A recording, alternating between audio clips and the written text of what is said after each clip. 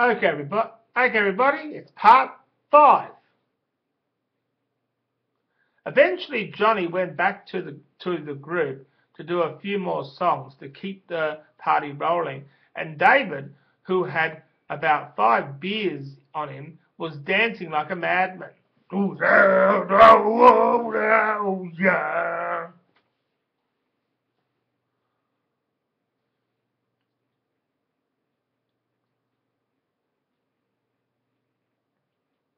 And after the day he had he had, who would blame him?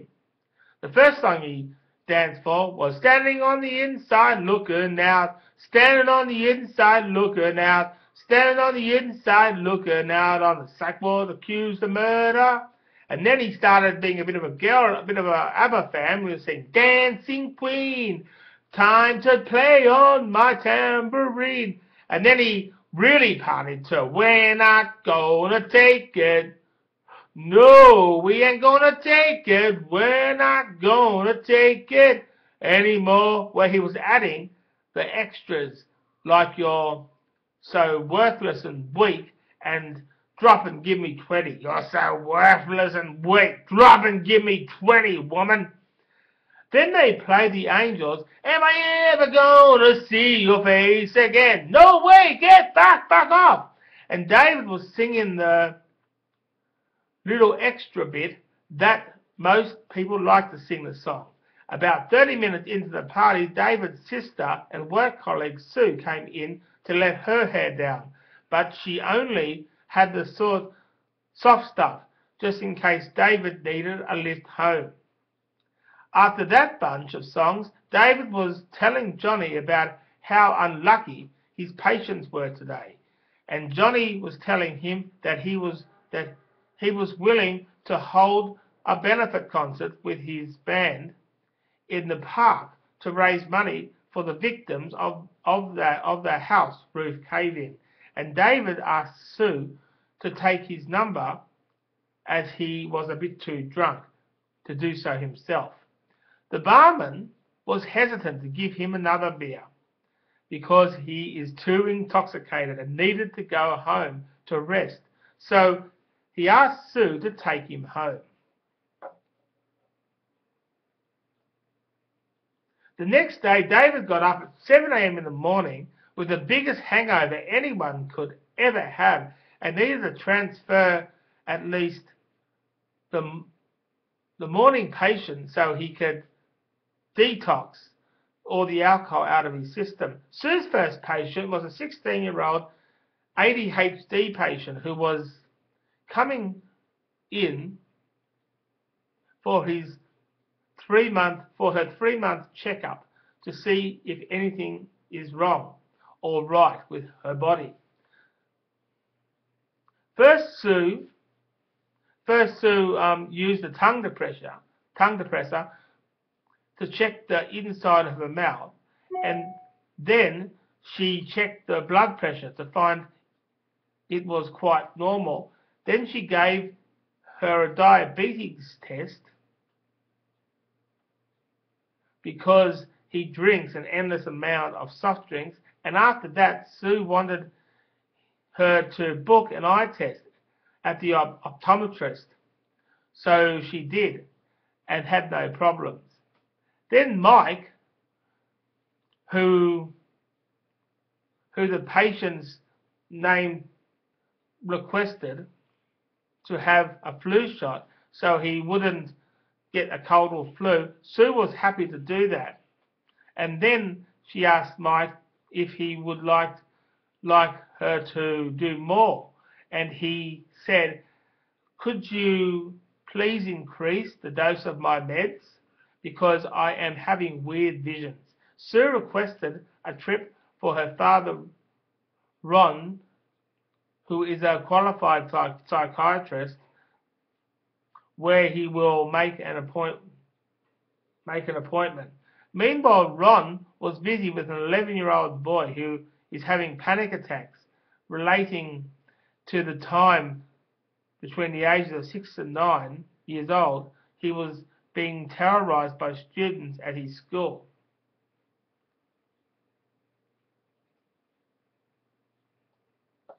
It took quite a long time to open up. He took quite a long time to open up, but he finally did at the age of 10.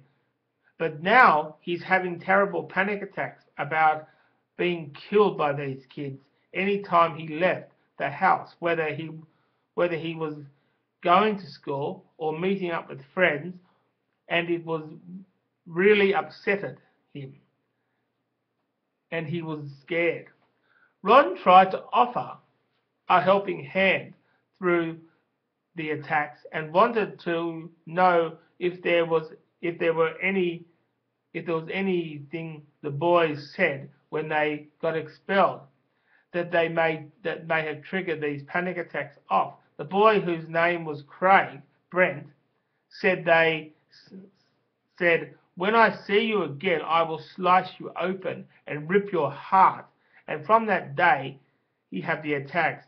Ron tried to figure out whether they have crossed paths since then, and Craig said no, but he kept worrying about what might happen in the future. Ron tried to be as gentle as he could be by showing him that he cares for him and he wants the attacks to stop. Craig said that he might think about ending his life if either they don't stop or they come back into his life with revenge on mind.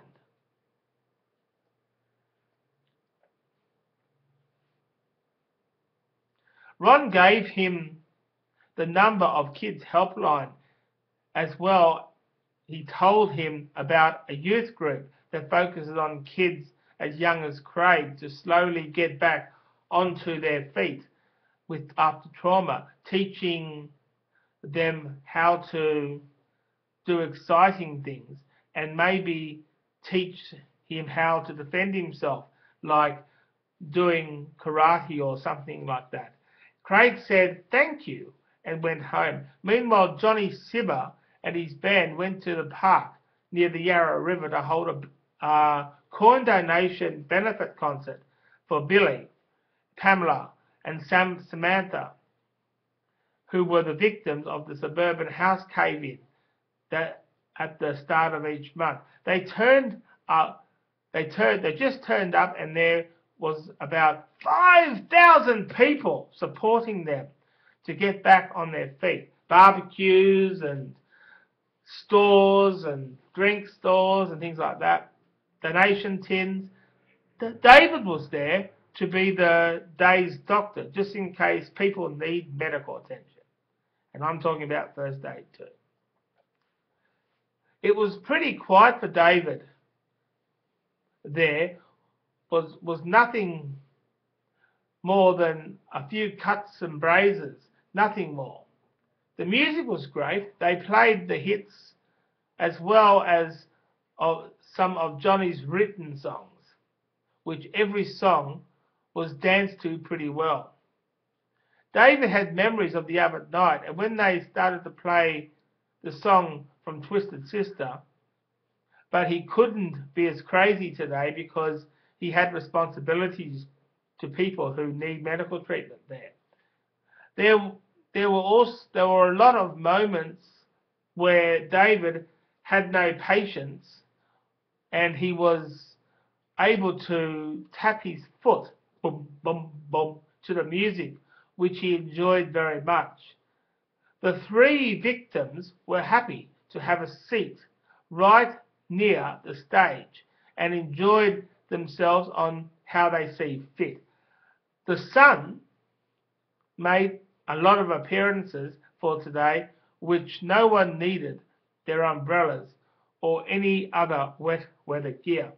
Johnny got out his violin and played some top 40 on it, and it sounded very good, as he had the original. People say that he has a gift to make the top 40 into classics, but it might be the family atmosphere of the concert that really did it. The concert was on for 2 hours and 30 minutes, and there was no sign of rain except for when everyone got home, and it came down in very big bucketfuls. The next day, Sue had Mike's test results ready, and it showed him that he has to watch this cholesterol intake, and he also had type 2 diabetes, which can be controlled if he slowly cuts down on his soft drinks and lollies. Mike was saying that it will be hard for him to do that because everyone around him gives him sugar things. Sue told him that if he doesn't take a stand against eating sugary foods, he will die, and it won't be a quick death. It can be slow with a lot of agony, and she really cared for him,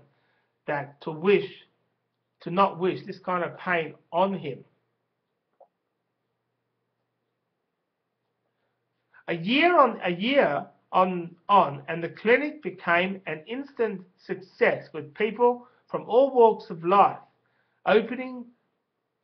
coming through, trying to get the Coopers to help them with their medical problems. Sue's first patient was a 10-year-old Aidan Simmons, whose mum drove him